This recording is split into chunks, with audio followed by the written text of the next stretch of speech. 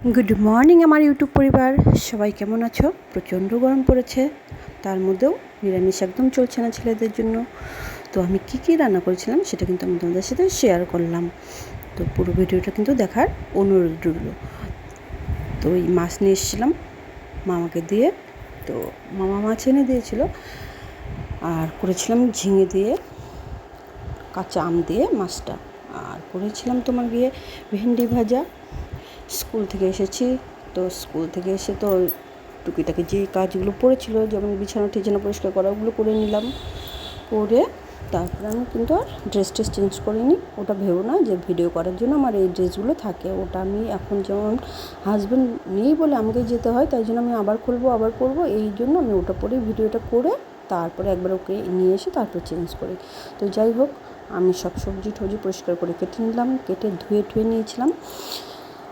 এই রান্না ছাড়াও যে কত কাজ থাকে, মানে কি বলবো, একটা ছেলের কাজও এখন করতে হচ্ছে, একটা মেয়ের কাজও একটা করতে হচ্ছে। স্কুল নেওয়া, নিয়ে আসা, দেয়া, অনেক কাজ। ঘরে এত কাপড় চোপড় জমে যাচ্ছে না। আর ওই গরমের জন্য না এখন বিছানার চাদরগুলো এই 2-3 দিনের বেশি রাখাই যাচ্ছে না, মনে হচ্ছে কি গন্ধ করছে, ভালো লাগছে না। গরমটা এত পড়েছে, বিভৎস গরম, বাইরে বের হওয়া যাচ্ছে না। আর ওটাই ভাবছি যে আমাদের এখানে যদি এই অবস্থা হয়, আরও যে সমস্ত জায়গাতে সারা বছরই গরম থাকে মোটামুটি, তাদের কী হাল হচ্ছে। আমরা তো কদিন ভোগ করি, অল্প কিছুদিন গরম থাকে এখানে। যেমন কালকে টিভিতে দেখালো যে 9 দিনের মতো গরম একদম থাকবে, এরকমই। তো কালকেও ছিল প্রায় 40-41 মতো, আজকেও তো সেরকমই, ঠিক বুঝতে পারছি না। তো সব পরিষ্কার পরিচ্ছন্ন একবার করে নিয়ে একবারে কিন্তু বসিয়ে দিয়েছি। কেন, তারপরে এই রান্নাটা ফাঁকে যাব ওকে আনতে আবার। আর কাপড়গুলো এই রান্না করতে করতে আমি ধুয়ে নেবো, যেমন ঝোল দিয়ে। এবারে সবটা তোমাদের সঙ্গে শেয়ার করতে পারছি না, কেন ক্যামেরাটা নিয়ে, মোবাইলটা নিয়ে একটু টানা শেয়ার করতে হয়, এখান থেকে ওখানে নিতে হয়, ওখান থেকে ওখানে নিতে হয়, তো এই জন্য হচ্ছে না। আর এই আমগুলো সব কিন্তু গাছের, আমি এখনও কেনা আম করিনি, আঁটিটা শক্তই হয়ে গেছে, এবারে আচার দেওয়ার মতো হয়ে গেছে। তো এই আম দিয়েই করবো। এবার আম দিয়ে আমি কিন্তু কোনো দিন খাইনি, তো সেদিন আর কি গল্পে শুনছিলাম যে খুব নাকি টেস্ট লাগে বলছিল। মামা বাড়িতে গেছিলাম, অনেক গল্প হচ্ছিলো, তো ট্রাই করলাম। তো আমার মনে হয় আমের পরিমাণটা একটু বেশি হয়ে গেছিলো, ভালোই টক হয়ে গেছিলো ঝোলটা। তো যাই হোক, ভালো লেগেছে কিন্তু খেতে, একটু ঝাল করেছিলাম তো, টক ঝাল নুন ভালোই লেগেছে। তো এটা তোমাদের সাথে শেয়ার করলাম, তোমরা যদি ট্রাই করতে চাও করতে পারো, তবে আমটা গোটাটা না দিয়ে অল্প একটু আম দিও। আমি আধা রেখেও দিয়েছিলাম, আমটা বড়ো হয়ে গেছে তো, তাই জন্য অনেকটা হয়ে গেছিলো।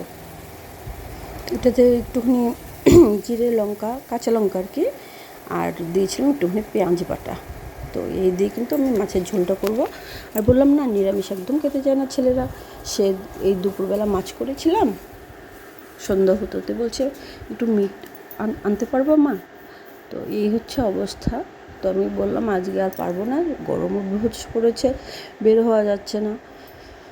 রোদটা মনে হয় গায়ের ভেতরে ঢুকে না জ্বালিয়ে দিচ্ছে, এত রোদ উঠছে। এদিকে স্কুলও বন্ধ নেই, মানে এক্সাম আছে জন্য স্কুলটার বন্ধও দেয়নি, তো বাচ্চাদেরও খুব কষ্ট হচ্ছে।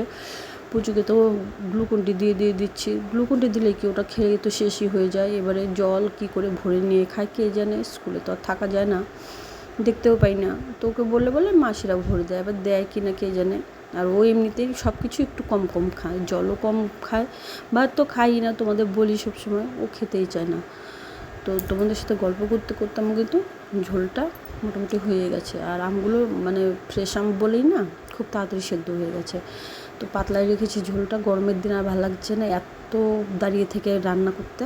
তো তাড়াতাড়ি করে সব রান্নাগুলো একটু করে শেষ করে নিই আর তোমাদের সাথে শেয়ার করি। আর ফাঁকে কিন্তু আমি এটা ওটা একটু কাজ করছি, যেটা আমি তোমাদের সাথে শেয়ার করলাম না। আর তোমরা প্রত্যেকেও জানো যে প্রত্যেকটা বাড়িতে কাজ কিন্তু প্রচুর থাকে। সে যাদের ছড়ানো বাড়ি হয়, উঠোন থাকে, তাদের তো আরও বেশি চাপে, রোদের মধ্যে এই ঘর সেই ঘর করা কী সমস্যা হয়ে যায়। হ্যাঁ, তবে এটা ঠিক, গ্রামের কিন্তু একটা মজা আছে, বেশ সুন্দর একটা হাওয়া পাওয়া যায় সবসময়, ফ্রেশ হাওয়া। কোনো গাছের নিচে বসে থাকো, যদি মাচা করা থাকে সেটাতে বসে থাকো, যেটা আমার শ্বশুরবাড়িতে একবার আমার বর বানিয়ে দিয়েছিল বিয়ের পরই। খুব ভালো লাগতো গরমের দিনে ওই গাছের নিচে বসে থাকলে ঘুম এসে যেত। তো ওই মাচাটাতে একবার আমার বোন এসছে, বোনের বর এসছে, তো বোনের বর একটু মোটাসোটাই ছিল, এখনও আছে। তো আমরা সবাই মিলে বসে গল্প করছিলাম, সে মাচাটা ওখানে ভেঙে পড়ে গেছে। তো এরকম হচ্ছে আমাদের কিছু কথাও আছে যেগুলো খুব মনে পড়লে কখনো কখনো খুব হাসিও পায়, মজাও লাগে, মনে পড়ে যায় সেই সমস্ত দিনগুলোর কথা। তো কোথায় আর পাবো সেই সময়, ছেলেরা এখন মাচা চেনেই না, কাকে বলে মাচা জানেই না। তো আসলে এখন এই বাচ্চা কাচ্চাগুলো না একটু ঘরকোনো হয়ে যাচ্ছে, একা একা হয়ে যাচ্ছে, এরা ঠিক কমিউনিকেশনগুলো রাখতে পারে না লোকের সাথে। আমি যেমন এখনও সবার সাথে কিন্তু মানে বড় যে পিস্তত হোক, মামাতো হোক, যাই হোক, সবার সাথে রিলেশনটা আছে ভালো। সবাই ফোন করে, আমিও করি আমার যখন সময় হয়, কিন্তু সবাই খুব ভালোবাসে। অ্যাকচুয়ালি মনে হয় যে মানুষের মনের যে আত্মীয়তাটা সেটা যদি ঠিক রাখা যায় তাহলে সবাই খুব ভালোই বাসে। তো এরকমই ব্যাপারটা, সবাই খুব ভালোবাসে, আর তার জন্য সবার কাছে আমার খুব ভালো লাগে কথা বলতে, মিশতে, সে যত দূরের রিলেশনই হোক। তো এক এক করে কিন্তু আমার রান্নাগুলো প্রায় শেষ। আমি চিচিঙ্গাটাও ভেজেছিলাম ডিম দিয়ে, খালি চিচিঙ্গা খেতে চাই না বলেছিলাম না তোমাদের। তো এই রান্না অলমোস্ট ডান, সবাই দেখো, স্কিপ করো না, ছোট্ট ভিডিও। তো ভালো লাগলে একটা লাইক, শেয়ার, সাবস্ক্রাইব করে দিও। আর দেখার জন্য অসংখ্য ধন্যবাদ সবাইকে। চলো টাটা, ভালো থেকো।